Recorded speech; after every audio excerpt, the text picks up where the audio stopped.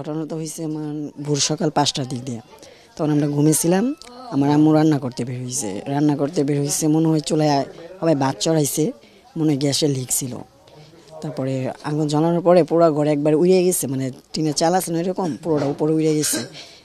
আমি যখন চায়া দেখলাম তখন দেখলাম যে উপরে যে আপনার প্লাস্টিকের বোর্ডের মতো ছিল ফর্ম, এগুলো সব গইলা আমাদের শরীরে পড়তেছে, যে দিক দিয়ে সব শরীরে পড়তেছিল। পরে আমার ওয়াইফ ছিল প্রেগনেন্ট। তারপরে আমি কম্বল মুড়াই খালি বলছে যে তুমি বাইরেও পরে আমি বেরিয়ে দিয়েছি। পরে দর খুলে মানে দরজার সামনে নিচ্ছি, আবার গেট হলো তালা মারা থাকে। পরে আমার আব্বু বেরিয়েছে, তারপরে চাবি আনি নাই কি হই, সবাই বেরিয়ে পড়ছি। পরে আমার আব্বু আবার আগুনের ভিতর ঢুইখা আমার দুইটা ভাগ্নি ছিল এদেরকে আনছে, আর এই যে চাবি নিয়ে এসে দর খোলার পরে আমরা বের হয়েছি। হ্যাঁ ওই যে আমার মতো 2 পা হাত পুড়ে গেছিলো। তারপরে গাইনি ডাক্তার দেখানো হয়েছে, বলছে বাচ্চারা ঠিক আছে, না বাচ্চা অবস্থা না। আর কি আমার আম্মু বেশি অসুস্থ, তারে মানে মুখ টুক সব পুড়ে গেছে একদম, তার সার্জারি করা হয়েছে একবার মনে হয়। হ্যাঁ উনি সবচেয়ে কাছে ছিল, উনি রান্না করতেছিল। হ্যাঁ উনি চুলা ধরাইতে গেছিল। আর আমার আব্বুর এই বাম সাইডের হাতটা পুরোটা পুড়ে গেছে, প্লাস্টিক করে রাখা হয়েছে। গাড়ির পিছন দিয়েও পুড়ে গেছে পুরোটা। আর একটা হুজুর ছিল আমাদের বাসার পাশে, তারও দেখছি 2 হাত পুড়ে গেছে, পা পুড়ে গেছে, সেও অনেক অসুস্থ আছে মনে হয়, আইসিইউতে আছে। হ্যাঁ আমাদের সমস্যা আমরা বাড়িওয়ালারা জানাইছি 2-3 বার, এরা বলে যে এটা এমনি, আবার পানির লাইন আছে সাথে, বলে এটা এমনি। যদি তারা যদি না দেখে, এটা তো এমন না যে আমাদের বাসা আমরা নিজেরা ঠিক করবো, তাদেরকে আমরা যেটা জানানোর আমরা জানাইছি, তারা যদি নিজেরা ঠিক না করে সেটা তো আমাদের কিছু বলার নেই, তাই না? এটাই যদি টিনের চালটা যদি না উড়ে যেত, এমন আছে পুরো গ্যাসের আগুনটা ঘরের ভিতরেই থাকতো, আমরা বাইরেতে পারতাম না। তো উপরে যেহেতু ওই হিসাবে আগুনটা ভিতর দা বাইরে দা চলে গেছে, আমাদের গায়ে একটু লাগছে, আমার আম্মুর গায়ে একটু বেশি লাগছে। ভিতরেই ছিল, রান্না করতেছিল, মুখ টুক সব পুড়ে গেছে, আর মানে একটা নিয়ে একটু টেনশনে আছে।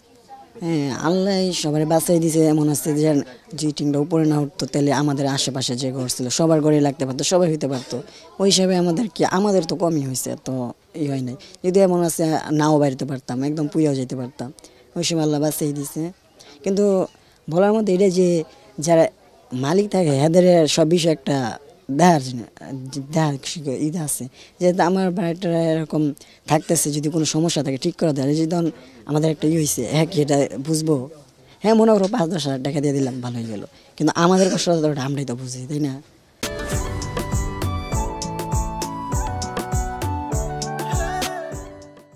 কি বলবো, বাড়িওয়ালারে 2 বার জানাইছিলাম, পরে উনি একবার ঠিক করছিল আর একবার দেয় না। তারপর আমার আব্বু নিজেই ঠিক করছে, যেহেতু আমরা সবাই বাসায় থাকি, আমার বাবু আছে, তাহলে আমরা সেফ মতো থাকবো না। করার পরে উনি একটু অন্যরকমই, মানে টাকা পয়সার দিকটা খরচ করে না, কিন্তু আমরা রুম ভাড়া ঠিকই দিই। আর আমার কাছ থেকে 11,000 টাকা রুম ভাড়া নেই, নেওয়ার পরে আমরা সব দিক দিয়ে কিন্তু ওনারা ঠিকই মানায়, কিন্তু উনি আমাদের সুযোগ সুবিধা অতটা বুঝে না। তারপর হ্যাঁ 2 ঘরের রুম আমরা ভাড়া দিই 11,000 টাকা। এরপরও যদি বলি কোনো সমস্যা হয়, উনি কম করে, আমরাই বেশি করি, আমাকে নিজের টাকা দায়ী করি, সব কিছু ঠিক করে নিই। এই গ্যাসটা হয়েছে, আমার আম্মু অর্ধেক রান্না শেষ হয়েছে, কিন্তু মেন লাইন যেটা সেটাতে গ্যাস বাস্ট হয় নাই। গ্যাস হয়েছে যেটা আমরা বেচিংয়ে দই, হাঁড়ি পাতিল দই, ওই জায়গায় একটা গর্ত আছে, ওই গর্ত থেকে গ্যাসের লাইন আইসা ওই বাস্ট হইয়া পুরা ছুটে গেছিলো ট্রেন। তারপর ওই জায়গায় আর প্লাস্টিকের ছিল, ওটি আমার ভাইয়াদের, আমার আম্মুর শরীর বেশি পড়ছে, আর আমার মাইয়াদের ব্যান্ডেজ করাইছে, 4 জনের বাসায় ফেরত দিছে, আর 3 জন হসপিটালে ভর্তি আছে। আমার ভাইবো সে প্রেগনেন্ট, ওনারও অবস্থা ভালো না, উনিও ভর্তি আছে। এটা সব বাড়িওয়ালারে দোষ, কারণ উনি আমাদের সেফ মতো রাখেই না।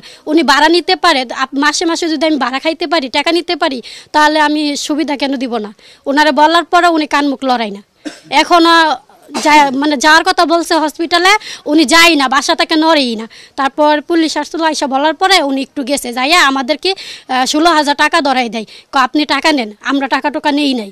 16,000 টাকা কি হইব? আমার ঘরে টাকা ছিল অনেক, আমার আব্বা মাছের ব্যবসা করে, আমার আম্মু বেতন তুইলা চাকরি করে টাকা আনছে, আর আমার ঘরের যে অবস্থা হয়েছে, আল্লাহ আল্লাহ মাফ করুক, ঘরের অবস্থা বাইসা থাকলে করা যাবে, কিন্তু আমার ভাইয়ের আমার মার যে ক্ষতি হয়েছে, এটা কি আমরা পারবো বলেন? যার যা সমস্যা হ্যাঁই বুঝে। আর উনি কেমন মানুষ, উনার ফ্যামিলি একটা লোক এখন পর্যন্ত দেখতেই যায় না হসপিটালে। বলার পরে পুলিশে, তারপরে উনি যাইছে, যার পরে সামনেও যায় না। কিছু টাকা আমার বড় ভাইয়ের হাতে ধরাই দিয়া কয় কেডি দা চিকিৎসা করেন। 16,000 টাকা কি চিকিৎসা হয়?